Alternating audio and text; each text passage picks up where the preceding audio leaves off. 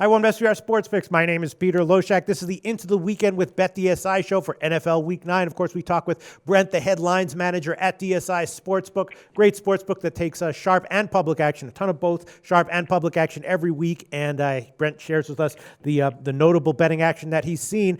NFL Week 9. Brent, last week the Sharps went 3-3, including just an awesome call on the Bears on the Monday night game. That line closed way lower than where the Sharps took it at +6. And on the year, the Sharps, according to my count here, are 28-19 in the NFL in our show year to date. So a great year for the Sharps, right?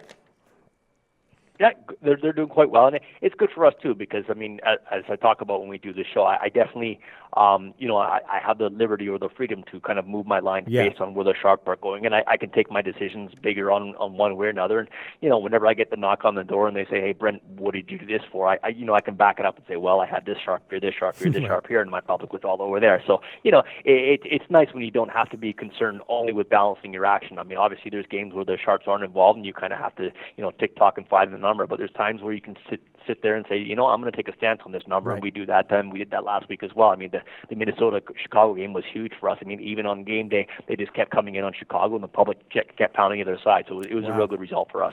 All right. So the first game I want to ask you about from NFL Week 9 is Denver and Oakland, and this is a game that kind of like last week's Atlanta-Green Bay game, where everyone's sort of like trying to figure out what to think about it. A lot of confusion here, and I did recently see, though, we've all seen a somewhat significant move. It was pick'em for most of the week, and then it jumped up yesterday up to about -1.5 or 2 in favor of Oakland. I'm wondering if that was sharp action or just big non-sharp action that came in that moved that line. Wonder no longer, Peter. Okay. I have the answer. Right. Sharp. Oh, of course. Wow. 3 weeks in a row the Sharps are on Oakland.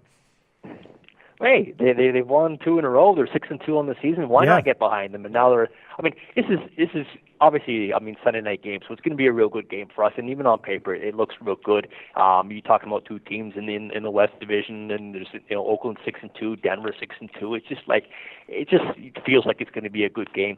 We did get sharp action, as I said, on Oakland when it was a pick, so that was a big heavy hitter bet on them. Lines up to 1.5 right now, and I really haven't got anything back on Denver. I mean, and when I sometimes we talk about guys who are respectable money or pseudo sharp money, stuff like that. Not even a drop of that on Denver. So it's interesting that way that I haven't even got a nibble back the other way, but definitely sharp action on Oakland. What I do have, though, is public action the other way, so that's nice for us. I have a wager count just on straight bets, almost 3-1 favoring Denver, so that's good for us. When I factor in the parties and teasers and stuff like that, it's only about 2-1, but it's nice when I've got more public action on Denver and the sharp action on Oakland, which is the case here. All right, and then there's 2 games that had pretty significant U-shaped movement since opening. I want to ask you about both of them. The first one is the Saints at the Niners, right? Now, a lot of people were wondering exactly how bad are the Niners, how should we price them here and value them here, and they opened around 3. It got bet way up. It was going up and up and up. It got to about like 5 or 5.5, I think I saw, and then recently it's gone back down, and now I'm seeing 3.5 market-wide. So early action on the Saints, late action on the Niners. What drove all that action, Brent? Sharp money both ways, Peter. Really? Okay. Bang on there. Yeah.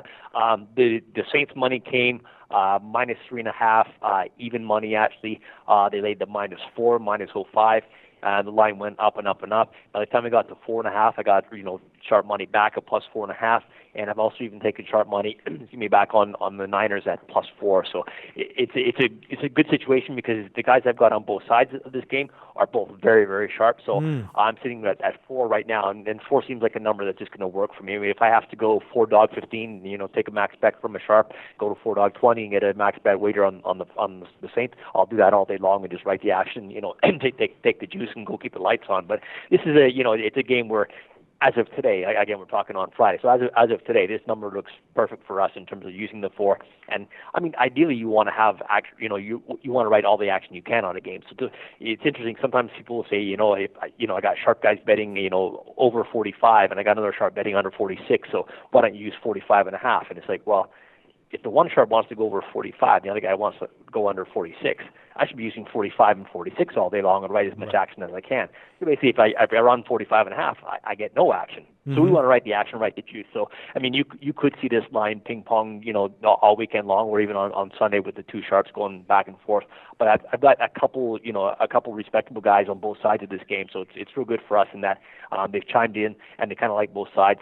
But both the worst case scenario, I guess, will be the lining 4, just because we kind of give a whole lot of money back to people who let it bet it. Now there was the 3.5 early on the Saints, there was the 4.5 on the Niners, but still 4 seems like it's going to work for us. All right, and then another game with a similar line movement profile and a similar line is the Titans at San Diego, right? Saw the same thing. San Diego opened around 4 or so, then it got bet up. I saw it up to about 5.5. I don't remember where it actually peaked, and then came crashing back down, and now I'm seeing 4 market wide. There might even be some 3.5s. I'm not sure. What can you tell us about Titans at San Diego?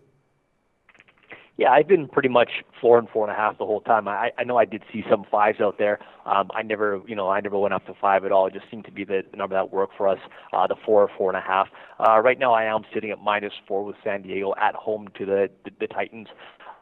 My wager count is almost like 3-1 favoring the Chargers. My money slightly favors them as well. So I can see that line go back up to 4.5. It seems like that's kind of number that might work for us, or say like San Diego 4 -15, something of that nature. But I don't have any, sharp action on either side of this one. I just got good two-way respectable action.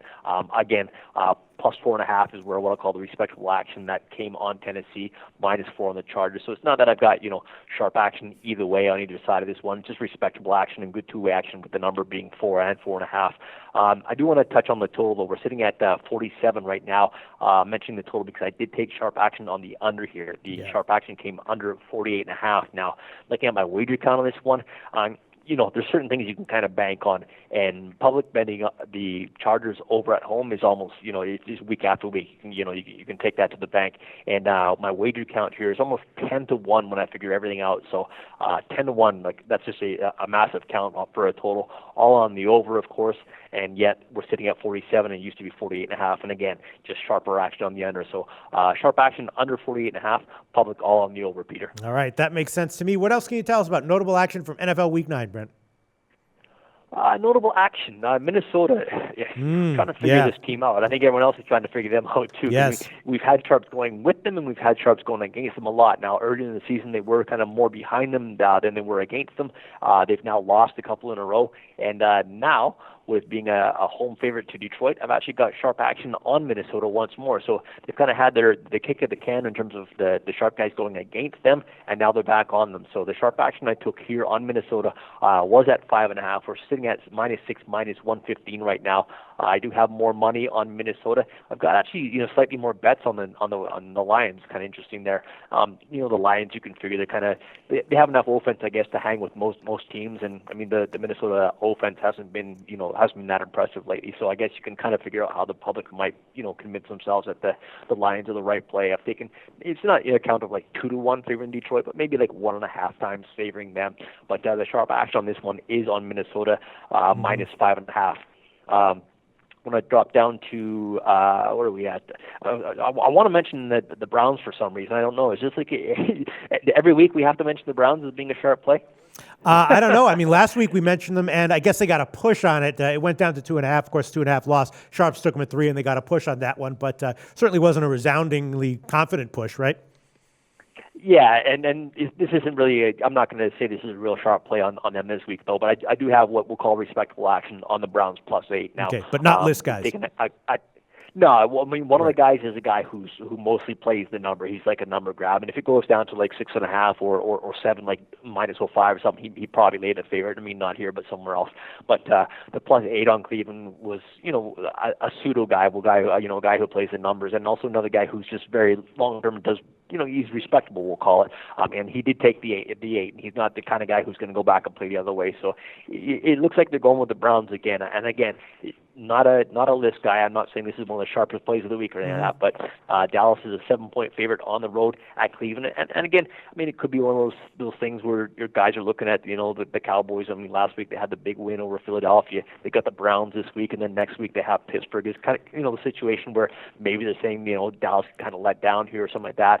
Maybe Prescott hasn't looked as good as he did earlier in the season. So, you could convince yourself, in terms of reasons why the Sharps might bet Cleveland. I'll tell you this for sure. If the line does drop any further, it's going to be sharp action because I've got a wager count of almost like 8-1 favoring Dallas. So the count's way one-sided in terms of Dallas. Like I said, almost 8-1 in terms of the number of bets I've taken on the Cowboys, yet the sharper action of the two is on Cleveland. So I just want to mention Cleveland because we seem to talk about them every single week. Mm-hmm. But I won't count it as a list play. No, as of right now, it's not. But if like I said, if you see that number drop, you can pretty much figure out what made it drop. But I just want to mention it for the sake of mentioning the action that we did take. Colts and Packers. Don't you just hate it when the Colts and Packers play each other and the sharp guys bet the over? Yep. You're going to get burned on that one, Brent. We hate it, but just because the public's going to be betting the over. I mean, the public always bets the Colts games over. They always bet the Packer game over. So when you got the Colts and Packers playing, they're betting the over, and they are here. The wager count is almost like 4-1 favoring the over, and I took sharp action on the over 52. We're sitting at 54.5 right now. So it's it's a scary spot. You're hoping that one of the defenses shows up or something like that. But the public is going to be all over on this one. And so far, the sharp action that I did right is on the over 52. That's going to be it. I got Minnesota minus 5.5.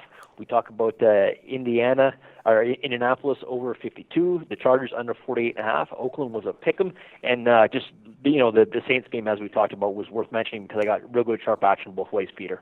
Brent from Bet DSI, thanks so much. As always, we'll talk to you next week for NFL Week 10. Do your research before you bet. Check out our ratings guide to see which books have the best ratings and sign-up bonuses. Open up several accounts. Shop for lines at SBRodds.com. Always be ahead of the game.